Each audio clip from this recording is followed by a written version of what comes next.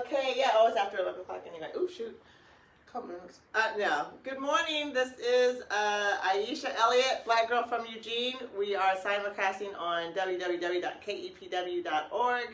and I'm going to start the recording here for the podcast. I am here with my esteemed guest, Maisie Lynn. Say hello to the folks. Hi, folks. How we doing?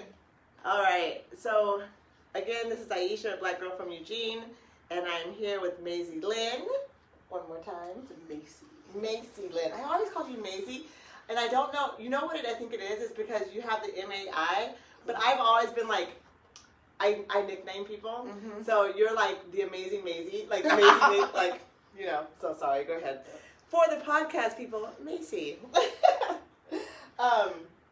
So we're here. Today is December 27th. Yes, because my birthday's tomorrow. Your birthday is tomorrow? Yes, I didn't know that. Girl, we should have done a happy birthday something.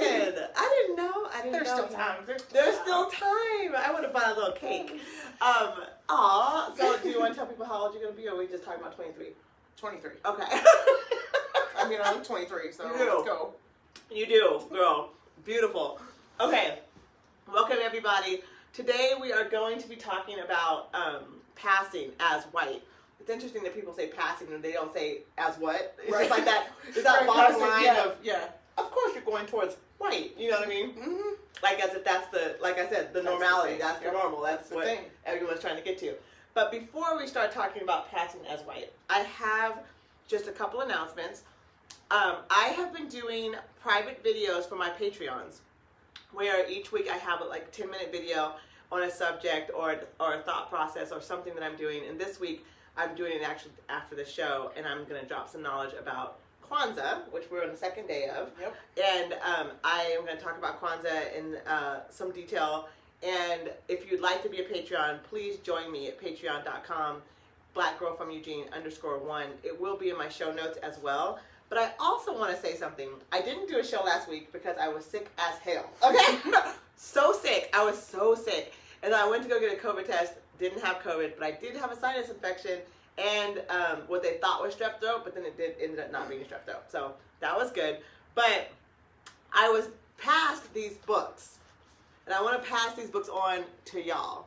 So these 3 books I was passed to read, and because I was sick, I haven't had a chance to read. Because when I say sick, y'all, I'm talking about like on my bed, mouth wide open, eyes closed, sick.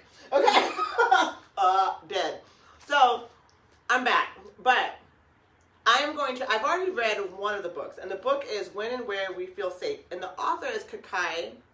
I always pronounce his last name wrong. Do you know how it's Nasakari? Not even gonna try. Yeah.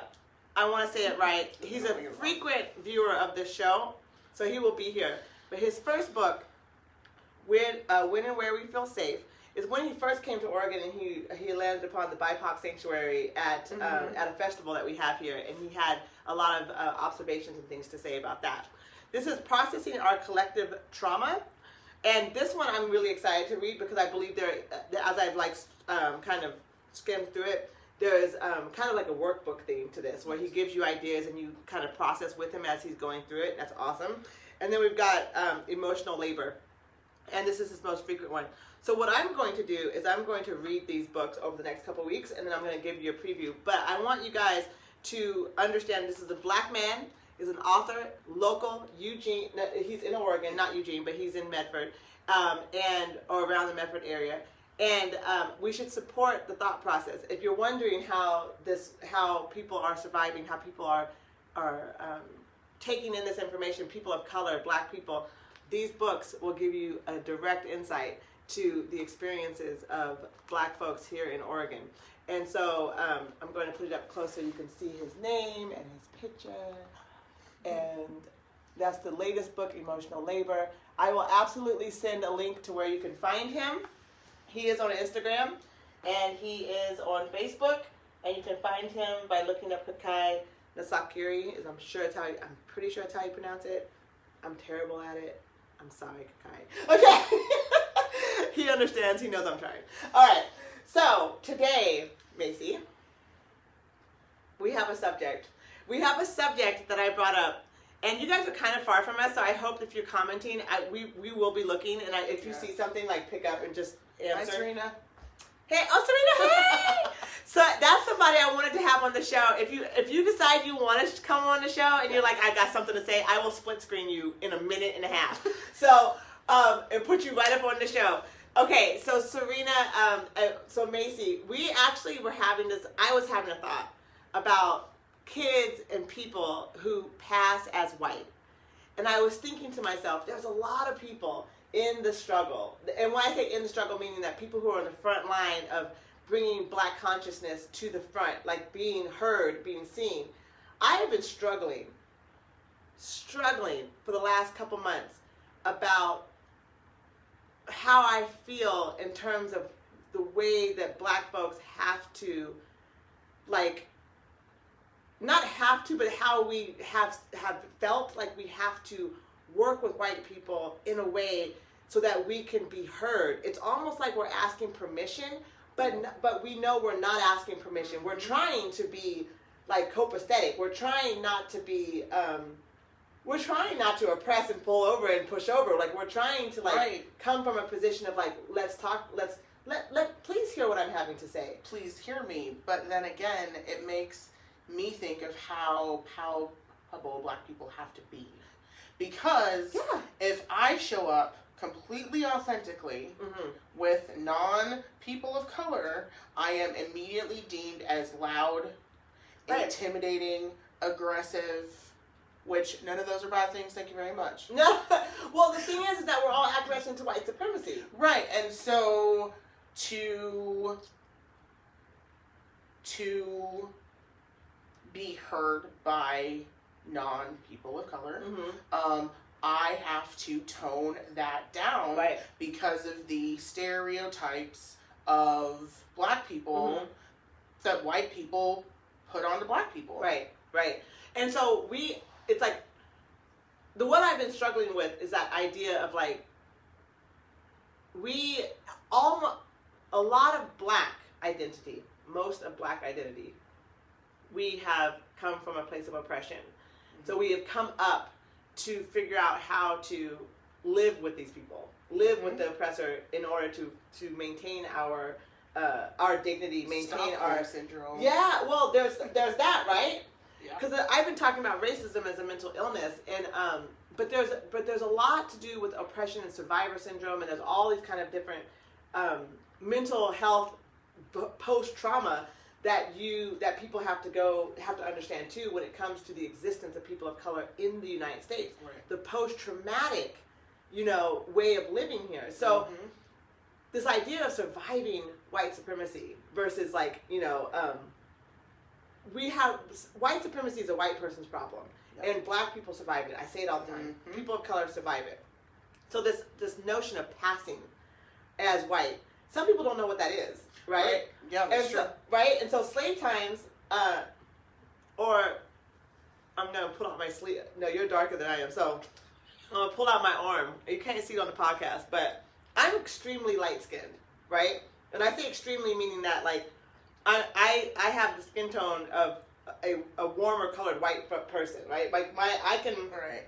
Latin, really, like Spanish Latin people, we have the same, they could sometimes be browner than me. Right. I don't suntan well. I mean, I don't brown up well. I have, I will brown up now because I've just conditioned my melanin to pop. Like, come on, man. I'm going to beat you into submission. Come on, pop. Yeah, but for years, I just burn, right?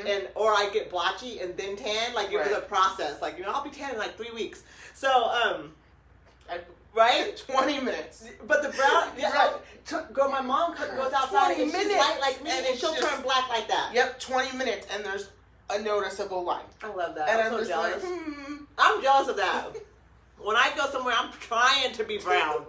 It's so funny. When people look at me, they're like, I see myself in my head browner than I am. It's true. I do. I think I'm much browner. So people look at, oh, you're the same color. I'm like, no, I'm not. What are you talking about? I'm like, oh, shit. Why are we the same color? Like, I am confused myself, because in my head, I'm a nice rosy chocolate brown. Right? Maybe not. No, okay, so I'm not chocolate brown. I'm more honey. In my head, I'm a honey brown. But I'm not honey brown, sis. I'm like yellow as it can be. And it's not terrible. Thank you, Dad and Mom and all that. But yeah, I'm just saying, I'm not mixed, right? My parents. Right, and then I am. Right. And then, right. And then, so that's also interesting because. Well, it's like. How it comes out. This is what's beautiful about Black, right? Is that we are the originator of civilization. We come in all shades. That's beautiful. There's villages in Africa untouched that are as light as me, right? Yeah. They're not all. Everyone is not this dark. But then you've got people like in Sudan who are like this blue black, where it's like you can almost go through the universe on their skin, like it's just dark, dark, dark. Yes. Right? And so we come from this this arrange, but then there's this narrative that comes around with Black folks, and this is like this idea of passing as white, where it's like this benefit within the United States or in global really, but this benefit of being closer to whiteness makes you better. It makes you more what they like more trainable. They thought of us, and this is back in the day, like you probably still today too. But this is the narrative back in the day. It's like. Better children, smarter, can be, like I said, can be trained, can be taught, can be... they can conform to being white better than a darker skin person can. And if you can pass as white, meaning that you can, the closer to white looking that you can be, the more accepted to society. The more acceptable you are. The more acceptable you are. And of course... with that knowledge of people, slave folks and enslaved folks who are darker melanin did not have and I'm air quoting, luxury to be tortured in the house. They were tortured in the field. That's exactly what I was going to say, is that when people were darker, they historically were field hands instead. Right. Because when you have a Black person working in a house, the cleaner they look, aka more white they look,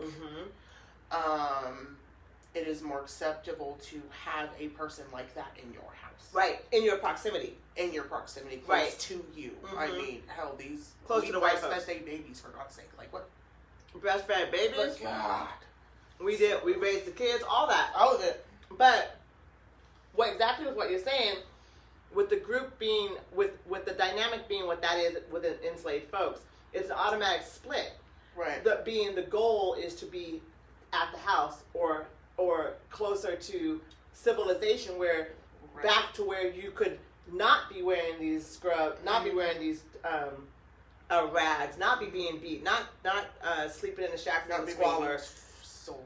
Right, and they were sold too. Yeah. But this idea is that less all of a sudden, this white narrative of like you're better off over here, and then that split in consciousness between the enslaved people, as if light was better than dark, and then we kept that narrative going. Yes, we did. Knowing that even the light-skinned folks in the house were tortured differently than the darker melanin folks in the field and in the house, completely different, but tortured all along. So, generation being, there's all down in the South. There's all these different shades and colors and meanings to the shades and colors, and I didn't know what they were until I moved there. Like I was very young when I moved down south, so I was like 15, 17. I was 15. We moved to Central America, and then I went to the South a couple years later, and back and forth between Central America and the South. So I learned about these different gradients of light skin into brown, into dark, and then into black, right? Right. And I knew like Creole and different mixes that were still black but closer to light skin. And if you're Creole, you even had light eyes and light skin, right? And straighter hair. Beyonce is Creole, right? So, so there's these things that are like, there's these different shades that have come out of enslaved processing, the Southern processing of value, monetary value. So being that light skin had a higher monetary value, it became that light skin was more valuable. Well, and that's exactly how the media portrays it. I mean, prime example, like the whole thing about the Little Mermaid and how she's gonna be black. Oh. And the whole thing of, well, she's white, and I was like, she's a fish. She's a fish. Right. At this point, she probably is more closer to brown than white. Mm-hmm. But again, she's a fish. Who cares? But again, to know the anger people had over a story, over a Disney movie, which is great. Don't get me wrong; it's one of my favorites. But to see that much upset over they're not living up to the white figure I had in my head. Right. Yeah. Yeah. And it's really hard because, for me, because I am biracial and got raised by white mom. Right. I was inundated with whiteness all the time. Mm-hmm. And so when I was able to get a Barbie that was black, I had the Barbie. I had the one, her hair grew, you cut it off, grew all the way down to her feet. Like, it was the thing. And I was like, wow, it really matters to kids like me to see that. Mm-hmm. But then to have other people so upset by it. Right. That's the reaction. Well, that's the upholding of the narrative. Right. Like that you exactly. You don't have the buy-in that way. You have to have the buy-in that way. Yep. It continues. But the issue for me is that black folks we have bought in to the idea that there's a value to somebody is valuing us, and we are actually going, you know what? We agree. Light skin is better than that. That doesn't make sense, because what we're doing and what I've been thinking about like these last few weeks is that how much of what we do is to make white people understand, and versus that the fact that we need to actually also not have white folks step aside or understand their piece, like so that we can all get this lesson down. Right. But the truth of it is that black folks, we need to talk. Brown and black folks need to talk. Indigenous black and brown people, we all need to talk to each other, because we are upholding a narrative of like that light skinned girl, that light skinned woman is blah blah blah blah versus this black skinned woman. It's like, but wait a minute. We're talking about what white folks want us to talk about, not what we think. If you ask me who should play the role, it's not going to be a light-skinned woman. You ask me, I'm going to say whoever fits the role best, and if they dark, let's get them. We have a ton of talented black. So the truth of it is, it's not to say that everyone feels that way, because there's plenty of light-skinned women, men, who believe that they deserve a better role, or they deserve a better piece of the pie because they are light and they look the part, right? Right. And there are plenty of black skin, dark skin, deeply melanated people who are resentful of their own black skin and believe they should. There's bleaching. There's bleaching is $1 billion industry where you put cream and bleach your skin. And it's horrible looking. Actually, it never looks great.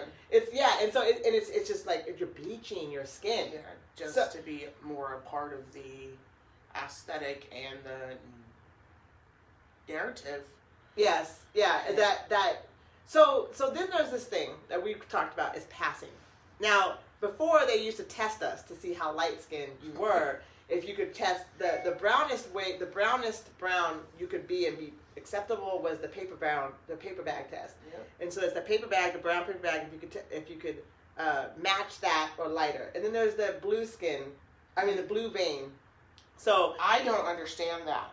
It's stupid because look, if you look at the back of my wrist, you're light enough. I would pass. I'm not. You wouldn't pass. Shit. That's how it goes. I know. That's simple. Just like that. Just like that. Yeah. You're dark enough not to pass. Yep. But the brown paper bag, you're probably right. I wouldn't have known. Right. And so and I walk in and I pass. Right. But then the truth of it is that when you look at me, it's ridiculous, right? Mm-hmm. Because there's no point anywhere in my face that I don't look like I'm black. I don't think. I got a white nose. I got kinky hair. Like I have you got the white cheekbones. Right. My lips are not as thick as I would love them to be. but they're not thin like white folks, I'll right? just give you some plump. Oh, okay. Go. You should see my daughter's list. Both of them. They both got it. It's all good. I passed it. It skipped you, right? I passed it on. So, but anyway, so it's like this idea of like the white folks' definition of what this is supposed to look like, because there's nothing about me that looks passing. You look at my skin tone, and then it's like, oh, she passes. How is that? This value part, this money part. So then we start talking about having children who pass, and you don't pass. And how complicated, very, and I was talking, I think last week with another person, and we were talking about having a child that passes, and there's guilt associated with that, especially when you don't pass and you are active and you are like pro-black. You are seeing yourself with the people and for the people at all times, and then you have a child, and then I have a child that's passing. That means passing as white, straight hair. Light skin, light-colored hair, light-colored eyes. No, the nose not wide, lips not that plump. You know what I mean? Body features kind of slim. You know, that kind of thing. Right. You look and you go, how? That's where I'm like, I have plenty of friends. Well, I have plenty of friends who have children who pass, and they're black women, and they treat their children like they're black children. Yep. But that's how they raise their black kids. They're black, so you're going to get black culture. We've talked about it on this show 1,000 times. So the way that if you are a white mother, you are teaching, the culture passes through the mother, right? So if you're white and you have a black child, you're passing white culture and white consciousness to a black child, right? That's one thing. You're a black mother and you have a white child, looking white, you're going to pass a black consciousness to a child that looks white. So then what happens when they hit society? And they got that idea that they're actually black. And everyone else is saying, no. Oh, no, honey. Why are you so pro-black? Like, what are you about? Do they feel, like, what? So your child is only, what, 8? 8. Okay. He's 8. So he's 8 years old. So he's just going to start hitting, well, this year, thank goodness we haven't been in school to have these conversations. But he's going to be going to school. Yeah. And what is it like for your consciousness when you're thinking about when you're having conversations with him? When we were talking about coming here, we were talking about how it's like, how he may not see that he has privilege until you don't be able to do the things that he can do. Yep. Then what's that like at that moment? Because he's just getting to the age where he can start to Right. Well, back to passing it down. One of the ways that I pass down culture is doing his hair. Every time we sit and we do it like a ritual. Because again, being black, that is your hair. Right. That is your crown and glory. But because he passes as white, because he is a very light-skinned black boy, his hair texture is different. I had no clue what to do with it first, because I was like, for all intents and purposes, my kid has white hair and I don't know what to do. Right. And then I went to just buying every type of black hair care product, but not type 4 stuff. Yeah. Because I have all type 4. He has a bunch of different stuff. And so to be able to pass it down that way, but to know that his experiences are going to be different. Yeah. Prime example, I can think, so this was pre-COVID. I was at his school having breakfast with him. And a white boy asked me, why doesn't he look like you? You're darker than him. And I was like, well, I birthed him. I was there. I'm sure he's mine. I know. He is mine. And I said, because that's how he was made. And that's what I left it to. But it was interesting how the child flipped the narrative of not, why is she darker than you, but reversed it. And I was like, I don't think I've ever had that question before. Yeah. Oh, because I always got it from whiteness of why don't you look like your mom racially? Yeah. Because she's white. And so... Oh, because you were the dark skin, your mom was white, so you never had it flip the other direction. Nope. Oh, I see what you're saying. Yeah. Interesting. So it was really... And I was like, huh. Yeah. So it made me think a bit. And I was like, this is going to come up more and more because he passes and I don't. I have a friend who, like, they don't live here, but they have a child. They have two girls who are passing, and their husband is actually mixed white and something else, right? Mm-hmm. I think white and Latino, and then they're black. And so their baby came out looking very not black, but not Latina either, like white. And so so basically it's funny because there's a flip to it. Like, her dad sees himself as Latino, she sees she is black, and so it's a cultural house, right? It's not based in whiteness, but then they have this white-looking kid. So this kid walks through the world believing that culturally, and in her mind, subconsciously and consciously, she is a person of color. Now, the people and in reality, she's a person of color, but society sees her as white. So she's constantly battling. Yep. So it's another narrative. Like, she's constantly battling the fact that she is a person of color. She rejects the privilege, right? Right. But then there's other people who are like, yeah, I just balance it out. Like, sometimes I hear conversations that they don't know that I'm that I'm Latin, and I can hear what they're really saying, and I don't say anything. And that's the thing, like, to be able to move in the world like that, and to be able to literally catch people in their shit without catching them. Yeah. And then being like, so that's what you really think. Well, actually, blah, blah, like, I have a mom, and she's like... Does that make it more dangerous? I would frame it to him as being a ninja. A ninja? You're a ninja. You're a ninja. That's you can sneak into all of these places. Yeah. Prime example, wasn't James Baldwin the book Black Like Me, where he... Was that James Baldwin? Yeah. Okay, cool. Like, where he made himself that way to be able to do that. James Baldwin. Oh my god. Yeah, but we'll look it up. Right. But anyway, yeah. To be able to experience it that way. Mm-hmm. But yes, I also think there is an inherent danger to it, because then when he says, well, I'm black, then he now has to defend that. I don't have to defend that I'm black. You can see it, like everything. But with him, people judge on skin tone, and he's based on skin tone.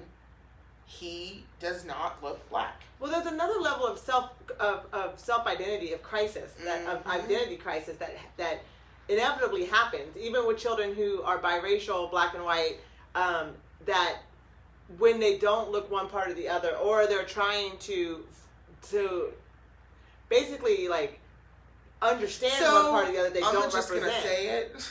Just thought of it. What? Go ahead. Why does this remind me of the Rachel Dolezal situation? But Rachel Dolezal was not black. Well, I know. She's full of shit. It's different. That's different. But just that whole thing of saying, well, I'm black, but not looking the part, and then having to defend it, saying I am, and then trying to use his proximity to blackness, even though he is black, because he appears white. There's nothing about your son that looks black immediately. Like, girl, I'm gonna fuck this kid up. I'm sorry. No, but I don't know what I'm doing here. You're not going to. You're not going to. But what the thing is that he is going to walk through this world, right, having a reality that you have taught him about blackness. You've taught him about pro-blackness. You have taught him about how to love himself and others in where he won't find that kind of love anywhere else in the world. Right? That's true. That's true. So whether or not he passes or not, right? You know what I'm saying? He has a lesson about the reality of the origins of this earth more deeply to his heart than anywhere else. That will carry him through further than what he looks like and how other people treat him. You see what I'm saying? Right. And if you get that deep enough into him, and this is for all children who are passing, who have mothers who are black, in my humble opinion, that when they run into these moments, they're coming from a place of harmony and balance. So that's different from where white folks are coming from, who are trying to place on an enslaved mentality on the people of color. It's not coming from that place of harmony and balance, right? Right. It's coming from a place where I have to place you somewhere. Right. That's not harmony and balance. Harmony and balance lets you be where you're supposed to, where you land naturally on your own, right? So he will come from a place that will ground him. Right. And his experiences will be a test of his character and of his understanding of where he came from. Which is a damn good character. Right? Which is regardless of how the world sees him. Yeah. But this is the narrative that I want to talk about so much, is because black folks, indigenous folks, people of color, we have got to stop, like I said, in my humble opinion, stop defining ourselves the scale of whiteness. Like, because we talk about colorism, we talk about our hair texture, we talk about in terms of what? We talk about in terms of white, and then we go. No, how about we start here and then go back, right? Because the truth is that we have our own identity to develop. Yeah, that's true. And because of post-traumatic slave syndrome, and because of post-traumatic disorder, period, we have a hard time, managing the idea of what blackness is in its beauty by itself, without the contrast to whiteness. Because we can't. Like, that's always how that we've known it. Yeah. In, like, this is how white people define us. Because it's a white people, like, so thing. then we start defining each other that way. Exactly. So, that's my tough thing. one. It is. And so when we're talking about kids who are passing, the idea is that white folks will treat him with privilege. Right. He will be able to enter spaces that we cannot, or that you cannot, that I cannot enter. And they questioned me. They like, where's the one drop? The one drop rule was absolutely a thing. Like, quantifying your proximity to your ethnicity by measurement of blood quantity is something that indigenous people deal with to this day. You know, and that's the same idea with if you had one drop of black blood in you, you were black, right? So in the world, in that context, he's black, right? But when you walk outside the door, he looks Spanish or something. He doesn't look like he's black, right? He looks white, or so then he gets this pass on violence. He gets this pass on aggression. He gets this pass on maybe he's sexually deviant. He gets all these passes. He gets these passes that other kids wouldn't. Does that make you feel guilty? Why does it make you feel guilty? Because it's like he's getting a... Why? Because the thing is so it's going to be flipped. So, like, he's going to get to do things that I could not dream of doing. Right. He gets to be the angry, aggressive white kid, because that's how he's viewed in the world. I cannot be the angry black girl to do it. Yeah. So to have those two things, and then having to reconcile that he's going to have more privilege than I do. And for him, he doesn't see it that way because he's black. Right. Until he experiences it one day. Until he experiences it one day. And then that's going to be a whole nother conversation. Right. That, for me, like, when I talk to my friends who have children who do pass, and it's one of those things where it becomes an identity crisis later, but in a flip way. But in a flip way, meaning that, like, it's not something that they use it. I've seen so far that they use it as a way of access, and then they become like like the black guy who no one knows is black in the room, right? Right. Some people like, isn't that positive? Isn't that positive? The problem with this is that blackness is not a problem. Nope. And as long as we keep as long as we keep that narrative of like, well, maybe it's better that he passes because he isn't seen as aggressive or isn't, and maybe he will get to go to better colleges, and maybe he will get to more money. Let's put it this way. I have not had the nigger conversation with him. Right. Because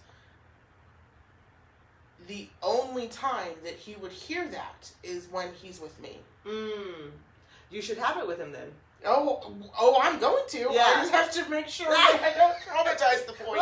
You're like, I'm trying to do this in a way that it's okay that he... Right, and so I feel like to be able to have the, for lack of a better word, luxury, because being white is a fucking luxury. It's privileged, yeah. Access and resources.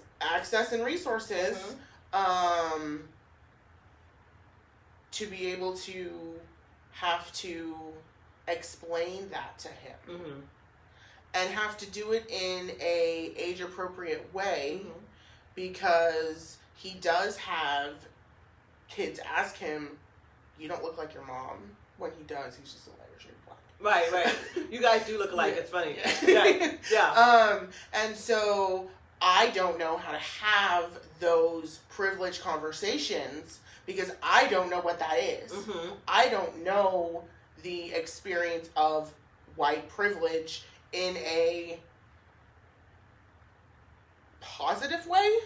I was gonna say, like, do you know what I mean? Well, you've experienced it. You saw your family, and you were like you were affected in a negative way due to their privilege, and so then you're raising a child who has that privilege. You're actually coming from a position of oppression in that privilege, like because you didn't get the love and encouragement of being black, beauty and black from your parents. It came a different direction. Yep. So it's like now he has this role that your parents kind of had, and you have this role but I see what you're saying. Right, so I have no idea what I'm doing. No, you're fine. Oh my God. No, you're totally fine. And I'm telling you you're totally fine because I'm saying that you're totally fine because you're conscious of the situation. Being not conscious of these dynamics and walking through the world acting as if there is no importance to this is more problematic than stumbling all the way through it the whole time. Right. You see what I'm saying? Right. So that's why I'm like, your kids are going to be fine. Because you are learning from your own experience being more melanated and biracial, right? Growing up in a place that was not encouraging to blackness, was anti-black at its best, right? Yep. And then you have a child who reflects that. So not only are you overcoming how you grew up and leaning into your own melanated skin, but you're also trying to teach it to your son who doesn't reflect it.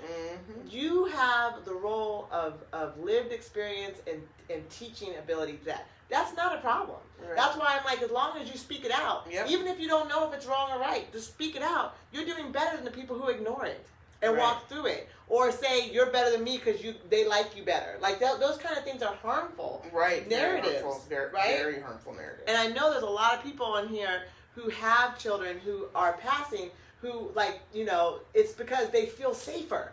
They're like there's a part of us who are who are pro-black, who are like there's a little secret of relief of like my son might not get shot if the cops pull him over. And I don't want to say I'm happy, but I'm like, oh God, it won't be my son. You know what I mean? That's a horrible feeling to have as a pro-black woman with a child that passes. Where you're like, at least he won't be treated like a black. At least and that he won't feels be like, treated oh God, did I just like say that? I was. Yeah. Did I just say that? Like, did I just say that? But the thing is that that's the reality. This statement is going to be really hard for me to say. Okay, I'm eating. Go ahead. Eat it. I'm supporting you. Okay. His whiteness or his proximity to being physically perceived as white is going to protect him. Yeah. And that is gut-wrenching because to be a mom who doesn't know what that is, who doesn't know how to teach it because I haven't experienced it. I'm coming from a place of blindness, like in that spot. I don't think you have to teach privilege. I think he's just got it. I think what you have to teach is that you don't. He has to learn that you don't have. He has to learn that when you guys walk through a room, there's a certain thing that they see him, and then they see you. And the way they see you is differently than how they see him. And he's got to learn what that is. And there's going to be this uncomfortableness, like this, like, I can't make sense of it because I am darker than he is. But it was also when he was a baby, people thought that I was his babysitter or something, and I would get the questions, and I was like, no, I was there, I promise. They pulled him out of my stomach, so. Right. But then what I really used to say was, nope, I just picked him up on, like, a side of a street somewhere. Oh, no. Just to really freak him out, because I was like, you have no business asking that, because, first of all, white and black people can do that and have kids now, so it's not illegal. Right. And two, it doesn't matter what his skin is until his conscious level is enough for him to recognize it. And being that young, he didn't. Now we are talking about passing, as in Mariah Carey. Mariah Carey. That's funny because people thought she would, like, she passed, and I remember when I lived in Cottage Grove, Selena, she'll know. I swear to God, she and I remember it was art class, and we went back and forth about whether she was black. And I was like, and we were 7th grade girl, and I was like, she's black, and she's like, she's not black. I'm like, yes, she is. I don't even have to look at her. I can hear it in her voice, right? No, she's mixed. No, she's mixed. Right. But I was like, she's black, and she was like, she's white, and we were going back and forth. We had the conversation because she came on, and he said, Mom, there's a white woman, and I was like, no, baby, she's mixed. And we had that conversation of that, and then him saying she's mixed like me. So to also give him the representation of that, and it happens to be Mariah Carey. Thank you very much for educating my child. Is this Mariah? And this is funny because this is totally not like, I don't know who Mariah Carey is. We're not friends. I don't know this woman from a hole in the wall. But I'm wondering, there's a lot of biracial, people who are famous. There's a lot of biracial people who they just say they're black, right? Right. Or they don't say anything.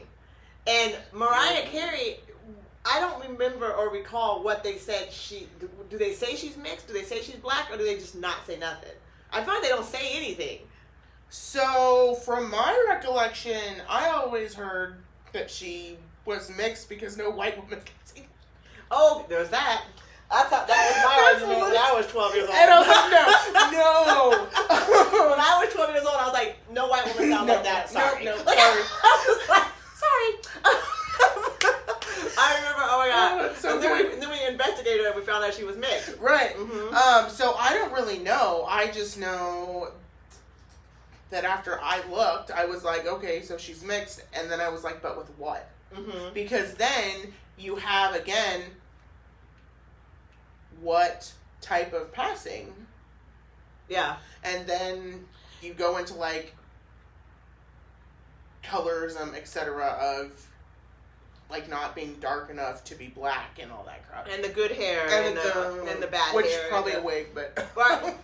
Okay, let's talk. We won't talk about that. But, yes. So, I mean, so the thing is like, it's all, I mean, all of those things stem from this idea of passing, of how close are you to whiteness? Like, can you pass as white? And being from a family that's pro-black, and you have, so, okay, this is something that someone wrote to me, and I don't know if this gentleman is watching or not, but this gentleman asked me, how could you ever be married to a white man, right? And I thought, because Because at first I was like, right? And then I was like, but wait, right? Right, but wait. Because then I was like, yeah, it's true. But then I was like, that doesn't, actually, wait a minute. You know what I mean? So then I had to think about it, and I had no reason to answer this person, right? And I didn't really answer him. I did answer him, but I answered him in a way that was just like, you know, it's whatever. But to say that you can be pro-black and then marry someone who's white, and it gets complicated, right? Very. Because then you're like, when that whole idea of are you black enough or are you white enough and all of these things, and then you get these measurements of what it means to be pro-black, what it means to be anti-black, what it mean, you know, and this, it's so complicated. None of these things are in a vacuum. None of these things are just one and one, and then it's this, right? And it's not an easy thing to figure out and to have to constantly think about because of how people perceive you. White people, can be pro-black. You see what I'm saying? When pro-black. When you're pro-black, it doesn't mean you're anti-white. No. Right? But at the same time, you don't have to, and I'm air quoting, act a certain way to be pro-black. You don't need to use AAV. Get that out your mouth. You don't need to do anything else but understand the human brilliance that black is. Yep. And revel in that, understand that, respect that. Right? Right. Treat it as such, you know, brilliance in black, treat it as such, right? Step away from the resource, back away from the access, like, you know, like, understand the plight, get through to the consciousness, read the knowledge, you know, understand the struggle, get with the wellness, you know, it's like, there are white folks out there who do that. And who consciously strive to do that every single day. Right. And I'm not saying my ex-husband was one of those people. I'm just saying. We all make mistakes, but sometimes we find the good people out there. But all I'm saying is that was a jokey joke. But all I'm saying is, we need to get out of that dichotomy, that conversation. Yeah. We need to get back to why and how your perspective of your reality is based in the wellness and consciousness of white people. Are you, and like I said, with the proximity to whiteness, when we're talking about passing as white, what is the narrative that we're placing with that? Is it a positive thing for you? And if it is a positive thing for you, why is black negative? If it's a negative thing for you, and what about it being negative that they're passing? Does it take away from us? Because when it comes from trauma and oppression, it does take away. So are you balancing your child, you know, in the beauty that is black, in the brilliance that is black? Are you balancing their privilege with the knowledge that will not be given to them? But the truth of it is that every child needs to understand that about blackness. Yeah, every child needs to be pretty much put into the ocean to swim and figure it out. We have to, because we have to start having these conversations about our narratives around the values of the way we show up in a white world. And I think that we need to, like, that I don't put up with that kind of conversation when people start talking about colorism, but because I don't placate to it. I don't you know, like I said, in my mind, you know, I can see, I am mesmerized by all the shades of brown that we come through. You should see my family. We got it all. You know what I'm saying? We got it all. Down from me, I think my dad's lighter than I am, or we're about the same shade, but meaning that I have a pink hue, he has a yellow hue. You know what I mean? So it's like a different shade of lightness, right? Right. And then we go all the way to very, very, very, very, very chocolate brown. You know, very chocolate brown. So and it's just, that's in my immediate family. You know what I mean? So it's for us to put value on who looks more white. That's an issue that black folks got to talk about. We got to talk about. Now, white folks looking at us and trying to put value on us, that's whether we accept it or not. We have to survive. Yep. So we're stuck in this very complicated struggle for resource, very complicated struggle for power, complicated struggle for recognition in a white man's world. And the truth of it is when we say a white man's world, I don't even know why we have to talk about that anymore. It should be understood. The structures are built to uphold white supremacy. Bam, bam, a.k.a. white man's world. That's all that is. Yep. Lesson closed, but the book shut. It's not that complicated. So if everybody who is passing as white is feeling like they don't know I'm black and there's a guilt to that, that makes sense. Because you're made to feel guilty about being able to access that by black folks in our post-traumatic slave idea that because you look like that, that there's a privilege and a benefit to that. The psychological battle that people have when they know that they're consciously black and they don't look it is another conscious battle that black folks who are melanated and has stand squarely in their blackness don't understand. Right. There's another, going the other direction, is that there's a safety that you get while you're feeling pro-black and looking white that people who are melanated don't get. So you got to see that too. Yep, that's true. It's like, it's all of this where we could cross-reference this structure that has us placated against each other and actually look at the truth of who is playing the game. It ain't us really. No, we're the pawns in this shit, right? Is we need to actually see that we need to get up off the board. We got another game to play. We need to go build our own damn board. We have one. We act like it doesn't exist. We have a board. You know what I'm saying? We've just been told that the board no longer is relevant. Right. That is not true. We have a board. Right. You know what I'm saying? You know what I mean? Yeah. And matter of fact, the board has shown up several times within this United States and has been blown to smithereens by the white structure. That's true. The board is we're here. We have a board. We have to recognize it. And I think that we have to, this conversation between black folks and really this insertion of white folks, we gotta stop that insertion of that they get to decide who is what, you know, right. That's true. And this conversation of whether you're too black or black enough.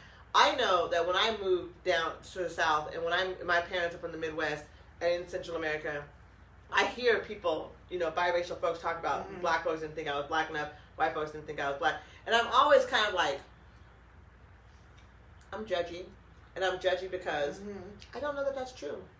This is what I'm, and I want to say this like this. This is what I want to say. I'm going to preface this. We're getting so riled up. Don't worry about it. Over. Hold on. So I'm gonna preface that because what I'm gonna say about that is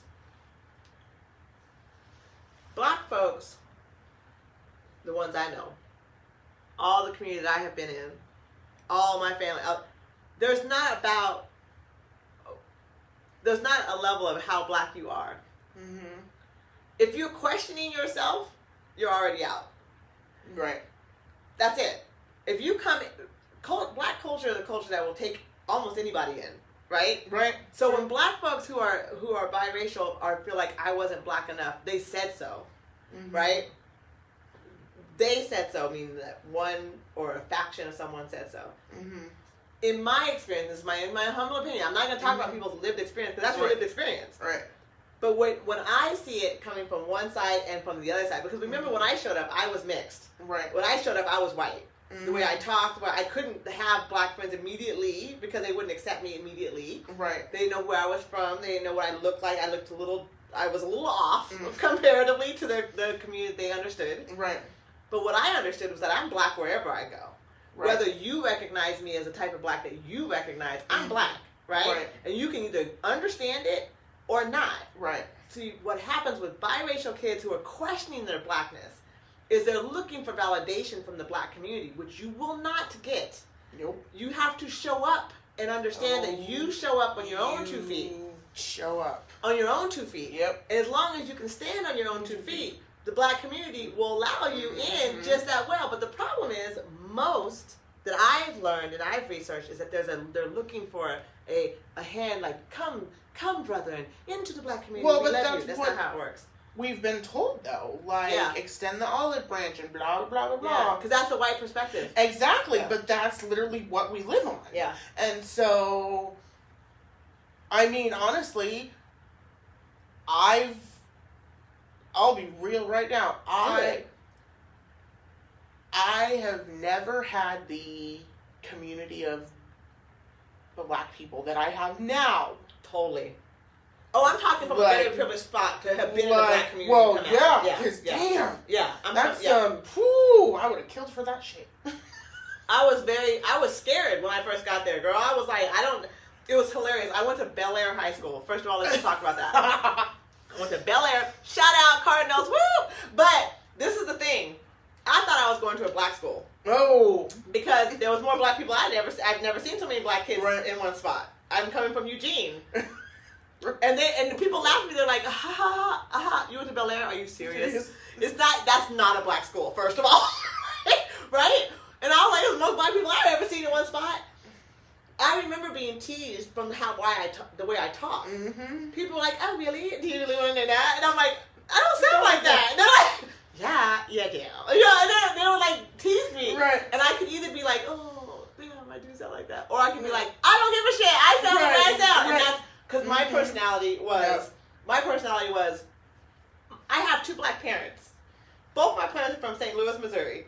There was no question about whether I was black. Now, if I'm coming across at you like I sound white and I have long hair, so I might look white to you, I might look mixed to you because you have not experienced other blackness. True. Yep, that's true. You see, the black community had not seen black folks from Oregon, but people in the South do not know black people in the Pacific Northwest. No, they do not. They don't know we exist up here. They're no. They're confused They're about why we are here.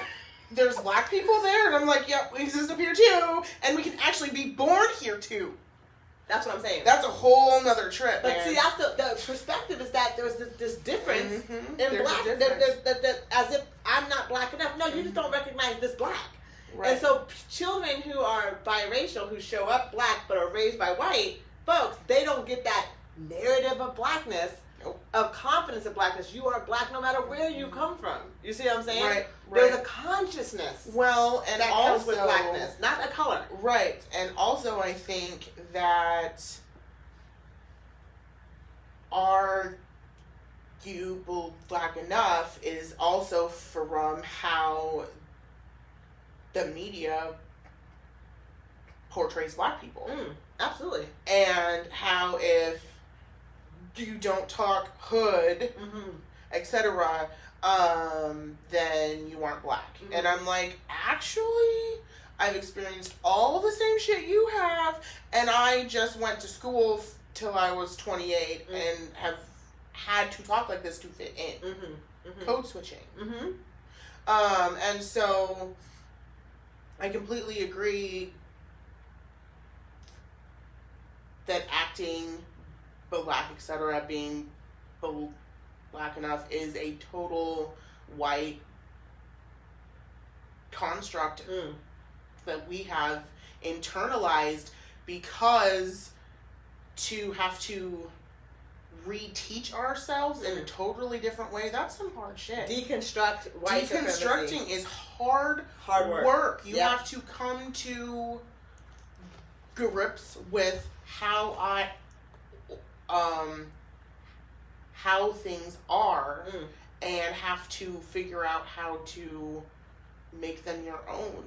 It's so complicated and difficult without having a community of black folks around, and without having, and I literally think I say this every podcast I have, without having a black community, you're out struggling with having white folks define what blackness is, and it's never going to be the truth.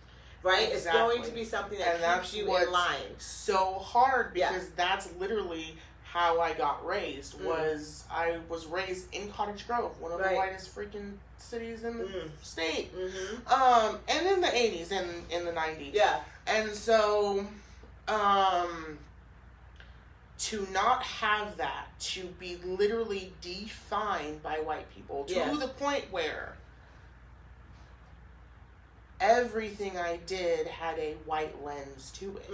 My hair, my makeup, all that stuff. I was using fucking Panty Pro V. Yeah, right. Like, all of that stuff, because that wasn't around me. Right. And so now, to be around people who say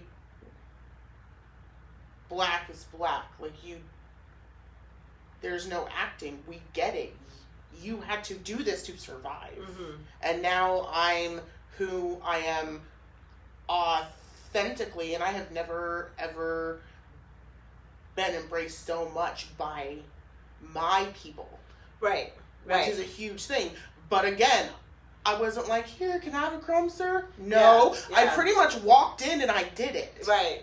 And I was like, this is who I am. Well, it's like it's like that idea of presuming welcome. Like, it's not this idea that I'm always talking about, we're talking about having kids who pass, right? I don't have kids who pass. My kids look blacker than I do. And I'm very proud of it. They're all much browner than me, like much browner than I am. And they all have kinky hair, except for my middle daughter, who my mother doesn't have kinky hair either. She has like a wavy, straightish kind of look. You know what I mean? And Barbara has the same thing. Right. My daughter, named after my mom, she has the same thing. Very long, curly, like everyone calls it like Moana. Like she's got the Moana look, right?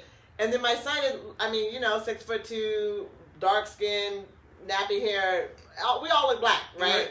But my kids are darker than I am. Their father is dark. You know what I mean? And so it's like, and because I have black folks in my family, my kids didn't come out looking more white. They came out looking more black. Right. I had the recessive gene of looking more European than right. And so I know, right? So then it becomes where you have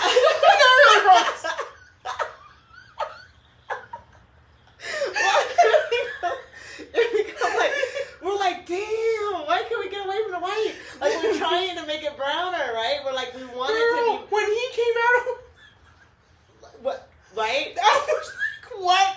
And I have grandsons who are biracial. Who what's really funny in the black family, we're like, well, they'll brown up. Like that's okay. That's all right. The amount of time I put him in this. Girl, we were like, that's okay. They'll brown out. They'll be all right.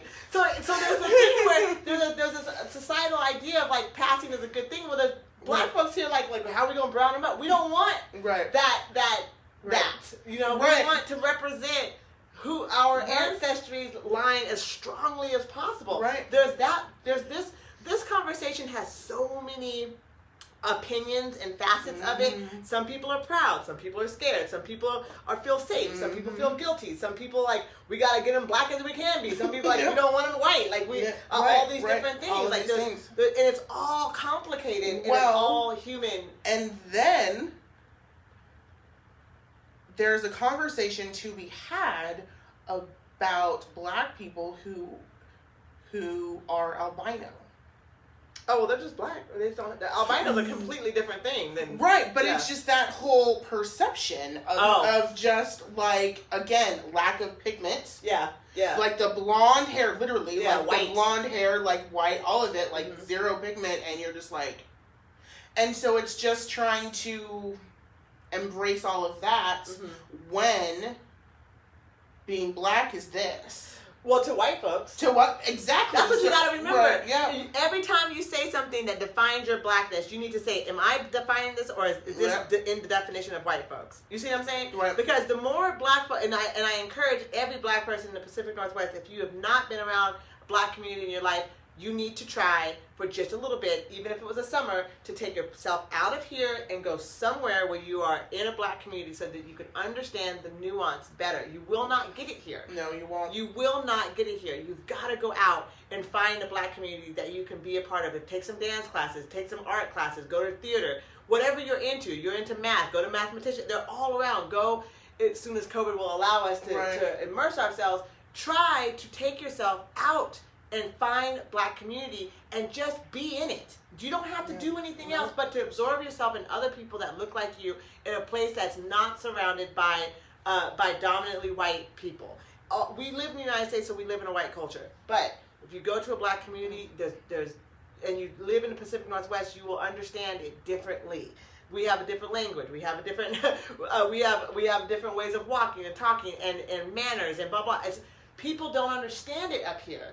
Right, that blackness has nothing to do with your skin color, really, right? And when you go and see it, and you understand a mental and a literally social change, a consciousness of how we connect to each other, you will feel differently about your space. You will feel differently about your space, right?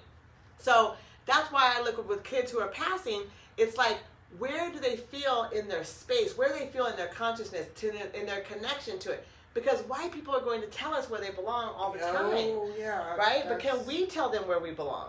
See, that's what I'm saying. It's like, what is our connection to them passing? Right. Passing as white. Like, what is our narrative to that? Yep. And it's not to guilt black mothers or guilt black fathers who are like, I'm happy they passed. That's great. I don't have to worry about all this other shit that I had to grow up with. I understand that. Yeah. I'm not mad at that. I understand it. But at the same time, the parents who are like, wanting their children to understand the dichotomy of it, I support that. You see what I'm saying? Like, because I feel like even kids who are white need to understand the brilliance in black. You know what I'm saying? But when you have a child who is going to walk a line, a societal line that's opposing each other, I mean, my vote is to build their consciousness as strongly as possible. Because we know, as being black in the Pacific Northwest, when you're not surrounded by a community, what you were mentioning before, the level of deconstruction that you have to go through is harrowing. Yeah. It takes people don't survive this. Nope. Meaning that, like, their consciousness doesn't survive it. Their identity doesn't survive it. The people who are fighting this deconstruction of this white supremacy and recognizing their own white, like, how tightly we hold on to white supremacy as black women, and then we have to go, oh God, I gotta peel my, and then I don't have a community to love me in this process. This takes an incredible amount of courage. And it takes a belief in something that you cannot see, which is the consciousness that I'm talking about. The consciousness of black. Right. And so that is what I'm saying. It's really important that when you have a child who's passing, whether or not you feel guilty about being relieved, that's understandable. We're getting shot down everywhere. But please don't pass on the connection to his blackness, or their blackness, or her blackness, or anything as if it doesn't pertain to them because white people said their passing is white enough to not know. Don't do that. Don't do that. Right? Take it from me. I literally have, like, thrown him to black people and said, here! Right. Because, again, for him to learn, he has to be exposed. And so... I know he hands out the NAACP. Yes, he does. Yes, he does. I like that. And so to be able to have the tools now to do that is huge. Because now he is having the double consciousness now. And he's aware of it and he knows where he comes from. And he knows where his strength comes from. Right. And I'm telling you, when you have a black woman behind you, you can do anything in the world. Well, that's the plan. So, I have not been looking at the comments. I've not. Y'all have, what, can you see who that is? I feel like, I do want to say something about, like, when we have, when we're as black women, I don't, it's kind of complicated. Like, because I was thinking, like, what you were saying about deconstructing whiteness and how far along you get, right? And some of us do, some of us don't. And me coming from a very Afrocentric, not black family. My family is Afrocentric, which means that, the way that the consciousness in which I was taught comes from an ancient, like, philosophy. My dad he studies Egypt and Egyptology and black African history. My nephew studies this. My brother studies this. Our consciousness and our philosophy comes from a deeper, and I say deeper meaning like a more origin space, right? It's not religious either. It's just a philosophy, and it's an idea of the creation of consciousness, right? And so that's where we've always been taught. And so black people, it's black and African American, it's like this consciousness that goes between us, but the culture of it is different, right? And so because blackness is so vast and so varied, it's hard for us to pinpoint one part or the other. But for me, I see myself as multicultural because of the way I was raised. I was moved all over the world, and I was moved, and I not just moved like, a couple months, but I lived there. And not only did I live there, but my parents taught thought process that didn't pertain to people one person. It pertains to civilization. Mm-hmm. So the idea, it pertains to human beings. So I can connect in a conscious level of like, where are we coming from? The harmony of opposites, or are we coming from the conflict of like, where are we coming from? This two cradle theory, like, where are you coming from? It doesn't matter necessarily where you look, how you look. Right. But we can't ignore the way the society is racist. Mm-hmm. We can't ignore how the society is anti-black. And that stops us, that puts very real obstacles in our way of spiritual growth, in our way of healing the trauma of our enslaved ancestors. Mm-hmm. Like, it puts, the enslavement goes generation to generation. So it's hard when society is anti-black, right? Yep. So when I think about this, and I'm like, we dated white men. We got, it happened, right? Not that we dated, okay? It's like we dated, and then we married, and we had kids, and like we did all this stuff. And it's not like a bad thing. Mm-mm. But at the same time, right? At the same time, the level of compromise that generally is made when you are a black person marrying someone who is of a dominant, and I say dominant, I'm air quoting the hell out of that shit, resourced group, right? I think I had a guest on here a while back in Stormy, and she's married to a white man, but they have this very unique marriage where she doesn't compromise a thing about her blackness, and he doesn't compromise who he is as a white man, but compliments her, and really they have a very, very beautiful relationship when it comes to biracial relationship and being able to be black and not feel like you have to shadow or yourself down in any way. It's unusual though. Like I mean, it's absolutely unusual. And so when I look at black and white couples, I'm always looking to find that level of like freedom in being black, right? And then that partnership that can grow from it, which is I've seen it. It's grow absolutely amazing. But it's rare. But it's so rare. I mean, probably why I'm still single. But right. I mean, because I don't plan to compromise any of this. Right. Like, there's no reason to. But there was a level that at one point, right, that you were like, oh yeah, that's what I'm saying. Once we grow, like you said, you can't do it now.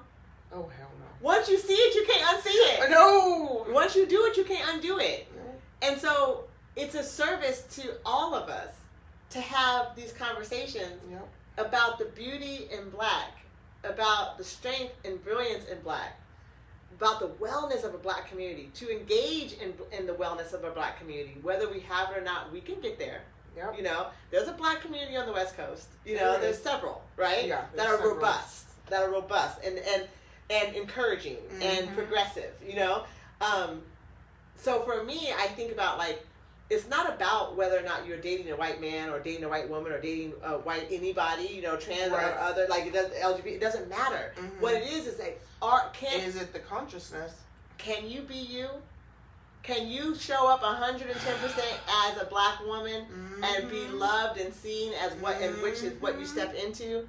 Like compromise, everyone, well, you gotta compromise, but you don't compromise who you are in a relationship. Nope. Blackness in this country is under attack, and they compromise so hard.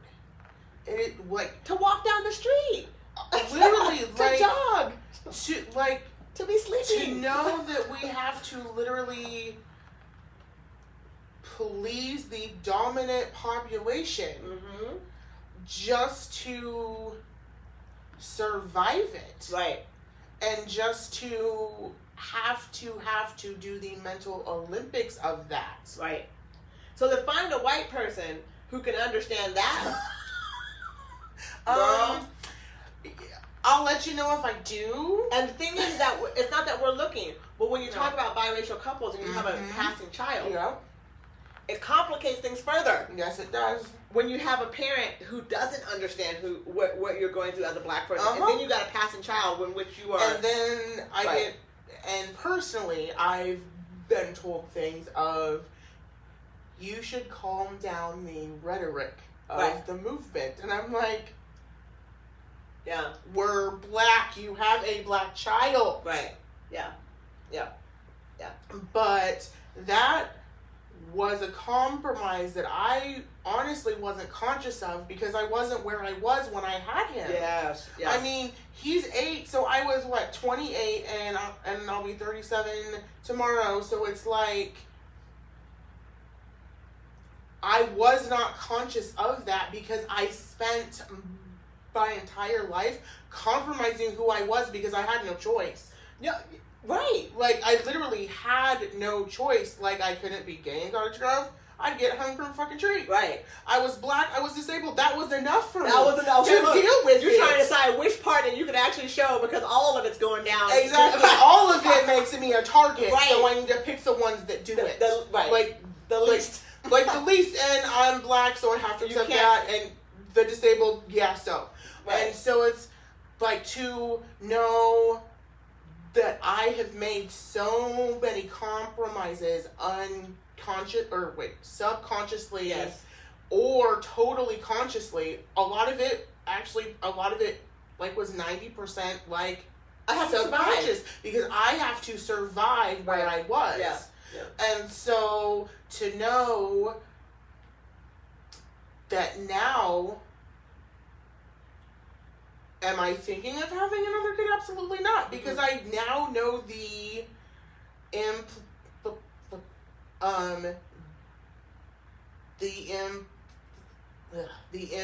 implications and the ramifications of that. Right. If a person isn't where I am consciously, it's going to be like a push-pull thing constantly, which it already is. Right. It already is. Yeah. He sees his son as white, and I was like, bro, no. No. See, you're already battling this. And I'm already battling that, and I was like, no, like, this child is black. You can literally see it. Right, yeah. But also his spirit, like, just how he is, and that just... Well, you're his mother. Yeah. I mean, hello. You're his mom. You know what I mean? And so, this is such a complicated conversation, and I don't want to take away from other people's experience and say this is what it is. I don't want anyone listening to this in any way think this as an expertise type level, and I'm always, just so that you understand, I'm always very, very, very, very suspicious of PhD level understanding of this when I say when it's academic, because this is a lived experience. That you need to learn from. Like, you need to, when you're asking about understanding the complications of mixed children versus passing kids versus, mothers who are raising choosing partners, blah, blah, blah. This is not, it can be academic in terms of mechanics, but lived experience is where the highest amount of learning that you will get about the nuance and the understanding of it. So that's why I just want to say that. That's, for me, I'm always like, that sounds really good, but how about we talk to some people and then get the truth. Exactly. And of course, it's the mechanics. There ain't nothing wrong with studying this to the day you die, and of course you have to. But when you live it, it's something different. Lived experience is not to be discredited. No. And like I said, I have 3 grandsons that are mixed, and one of them looks more. Well, the other 2 I have identical twin boys, and they are 1 year old in January, so they're 11 months old, and they look white, right? But their brother, who has a different dad, it looks not white. He doesn't look black, but he doesn't look white. He looks like he's black, actually. And as he gets older, the blacker he's looking. You know what I'm saying? Right. His features are getting stronger. And so it's like, okay, we got a little brown boy with us, right? It's like, okay, the twins are going to look different, but they all look alike. Right. And so we're not looking at what they look like. We think it's funny that they have their hair being straight, or they have these big loopy curls, is not helpful, actually. And so we don't know how to cut that. I don't know what to do with you. Right? And so we're going to, we take them to a salon, which unfortunately I need to find a salon of black folks who can cut white boys' hairs in a black styles, right? Because we go to a white woman who, it's fine, she's good at what she does, but that's not what we're doing. We're at home, we're fostering blackness, right? Right. Yep. So when they grow up, they when someone asks them, they're going to be like, they may say mixed, which is totally fine, but they are going to be 100% solid in their blackness. How they want to identify will be themselves. Their consciousness will come from a black home with black history, with black music, with black love, with black beauty. You know what I'm saying? That's what they will get. Now, how they balance it out with society's insistence that they are not fully who they were raised to be will be their own journey. Yep. And so, but they will be solid in that one particular part, right? Yep. And so, anyway, that's my personal lived experience with my grandkids, and they're babies. We'll see how this goes. Post 2020, the world will be different from now on out. Right, and I speak from my own lived experiences. Right. And they are different than a lot of other people's. That's right. You come from a different experience. And I come from a different experience. Yeah. And that's how I'm speaking. I think it's beautiful. Thank you. I do. I think I'm so happy to have found a community here that's developed into something that really wasn't here when I grew up. It wasn't. I have a hard time relating sometimes to the push and the pull because I'm always missing community. Right. Because it's like, how you get that taste of something really good and you're like, don't nobody make the pie the same as as when you went over to so-and-so's house. Was Chicago 2002. Right? It's like I saw a sea of black people and I was like, I'm not the only one. I'm not the only one anymore. Because war doesn't feel like it here. Yeah. Or it did. Yeah. It's becoming a lot more. I feel I can see the push. I can see the growth. There's growth. There's major growth. There's major growth here, and I want to encourage each other when we're defining our growth, when we're defining our connectivity to blackness, that we are not doing it in comparison to whiteness. That is, and when it comes to our passing kids, that is exactly what I'm saying. We cannot continue to have passing, and I'm saying passing children, and pretend that we're not comparing this to whiteness and acting as if we're pro-black. We got to know ourselves and the range of who we are. This huge spectrum of blackness. But really, it's not about the color, it's about the thought. It's about our connectivity to each other. Right. It's about when I see you, you see me. It's very namaste, actually. You know what I mean? It's very, I see you, you see me. Right? Right. And as long as we're defining that in a white term, we're not doing ourselves service in any way. That's right. Whether he got blonde hair and blue eyes, his mama's black, his daddy's black, everybody else is black, he black too. Right? We're teaching blackness, right? You know what I'm saying? We're teaching blackness. It's like that. Anyway, that's my 2 cents. Before we go, do you have anything that you wanted to say before we wrap it up? I want to go over the comments too, but go ahead. Oh yeah, no, total comments. I just know that I'm always growing. I'm always having to learn as I go, especially being a black mom of a black child who appears white. I'm constantly in growth mode around how I teach him and why, and what has been huge is just me being accepted, and then therefore other black people accepting him, and just and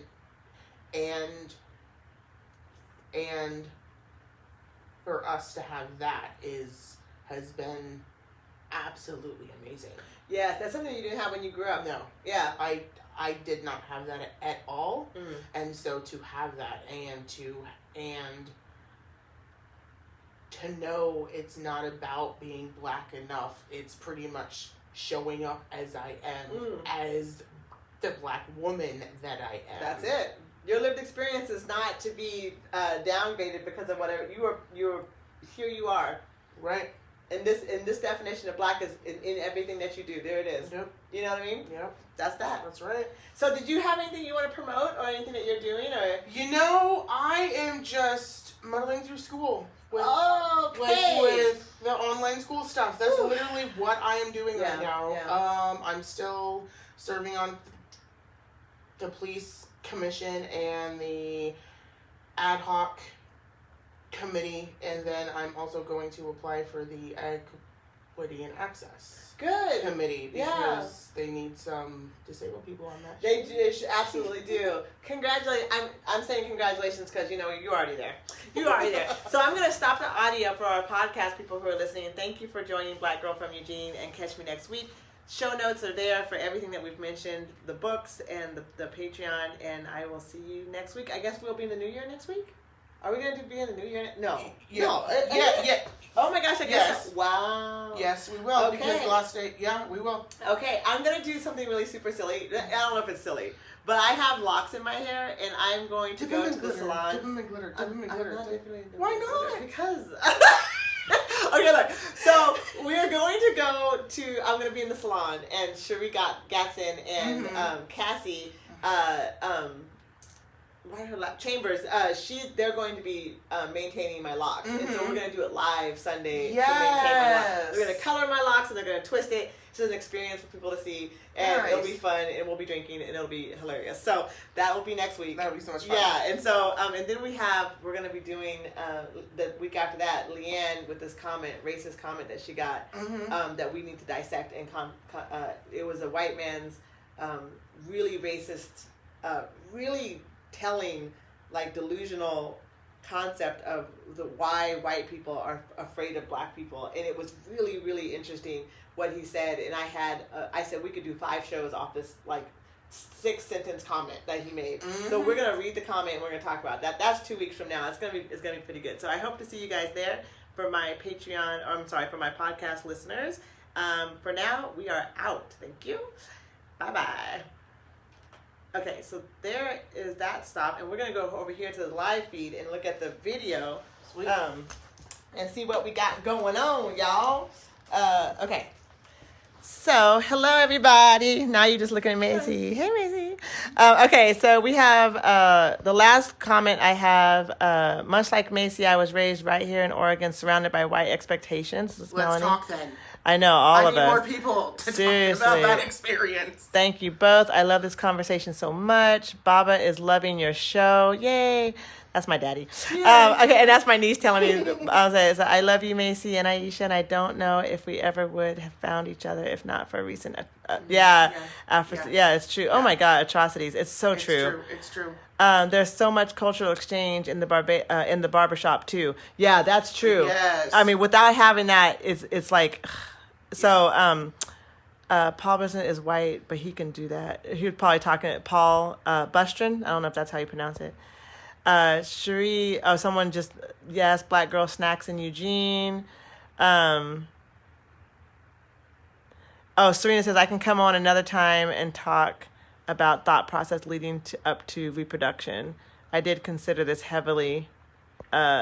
Before having kids, I knew my kids would look whiter than black, and that didn't know if they would be ambiguous. I asked, what are you their whole life? Yeah, we all ask ourselves that from our experiences. It's so true.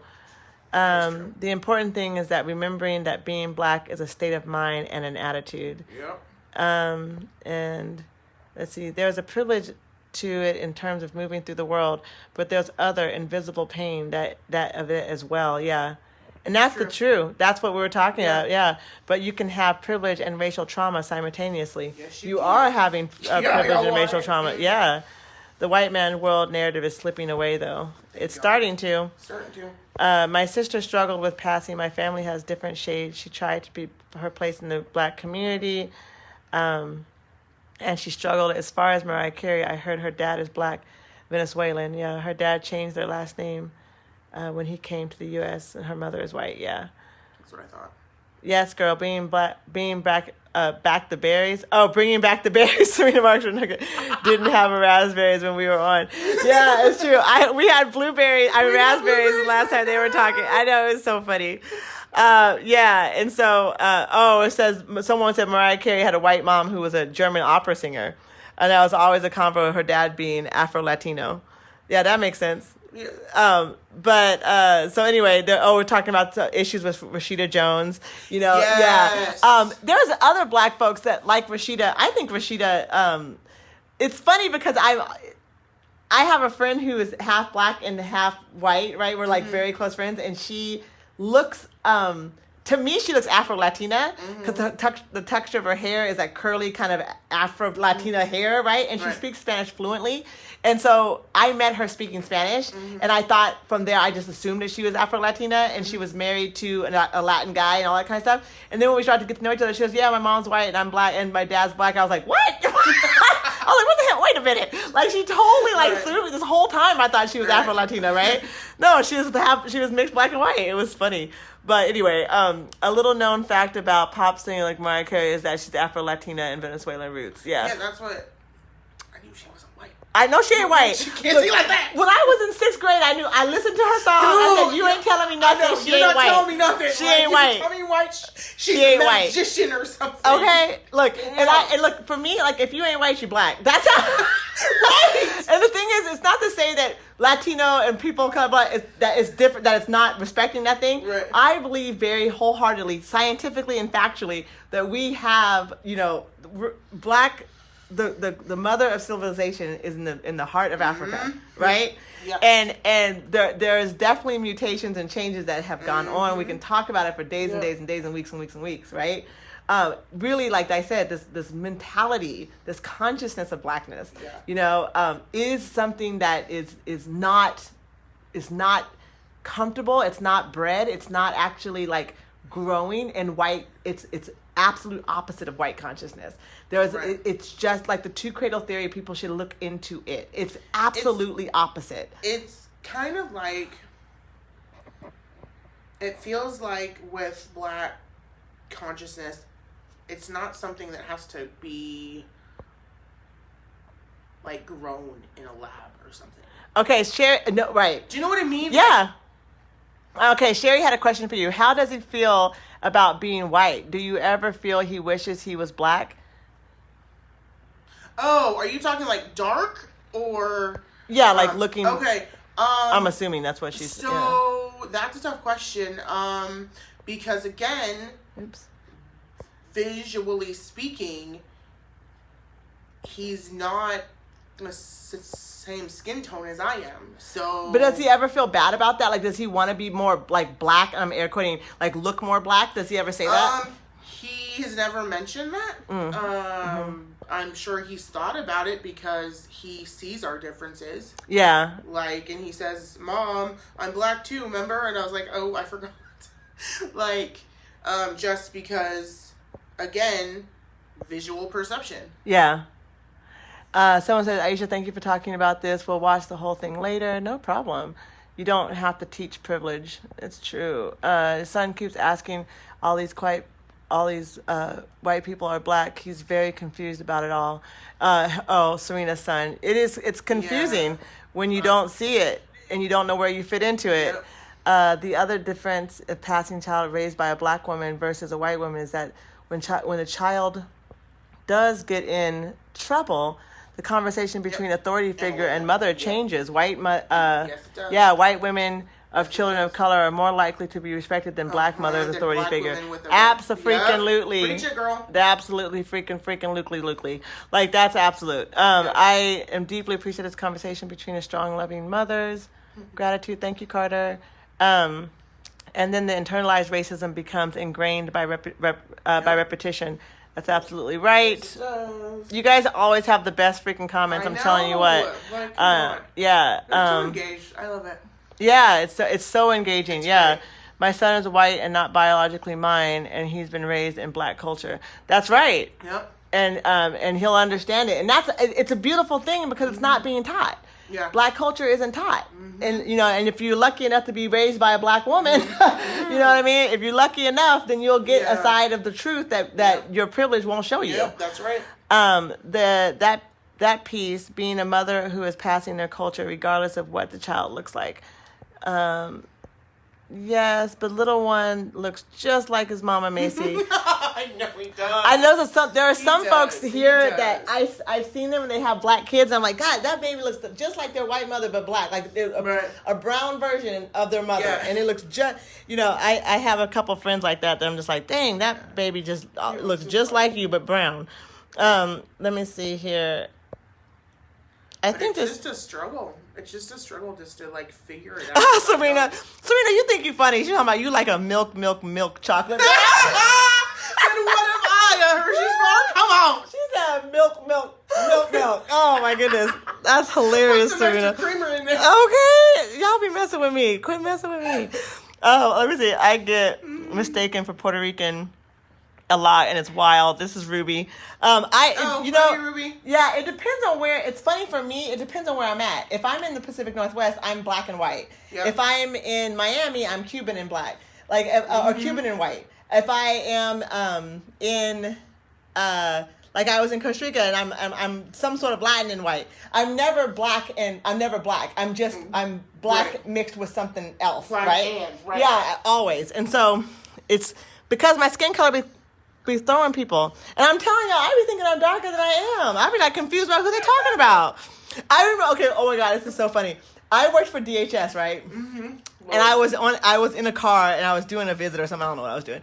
And I guess I had looked at my cell phone in the car, and some good citizen had reported me because when you can't be doing all that. But I was looking for directions. I didn't know where I was going. So they reported me because I was looking at my phone to my supervisor. They can report state employees, like, you're on state dollars, right? You're on public dollars.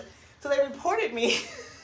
My supervisor was like, they said that there was a white woman and they had a bun in her hair and blah, blah. And I was like, wait, what? And then she was like, she called me into her office to talk about this because she was like, were you using your phone? And I'm like, hold on. She said I was white. That was the part that made me mad. That's why you took the conversation. And she was laughing because my supervisor was like, after everything I'm telling you, the one thing you want to talk about is that they thought you were white. And I was like, yes, I'm mad.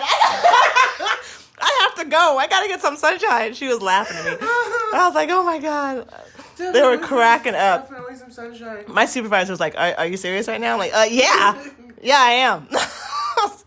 Why did they think I was white? I was so mad. It was funny. That's hilarious. Best excuse for saying her name wrong ever. It's the truth, Serena. You better leave me alone. Look, it's true. I'm not. Should I tell her I didn't have to think of one for Serena because I knew Serena when we were little. Oh no. I knew Serena. I didn't have to think of a way to remember her name because I already knew who she was. You know what I mean? Right. But I'm terrible at names. You have no idea how bad I am. The fact that I even know I would know your name. But I can see people 5 times and be like, you don't know you. What's her name? Her name? I know her face. What's her name? I don't do it well. But anyway. All right, y'all. I think that's it for us. Is there anything else that you wanted to say? We're good. Thank you so much for the engaging conversation. And we are out. See you next week in the salon. See you later. Bye.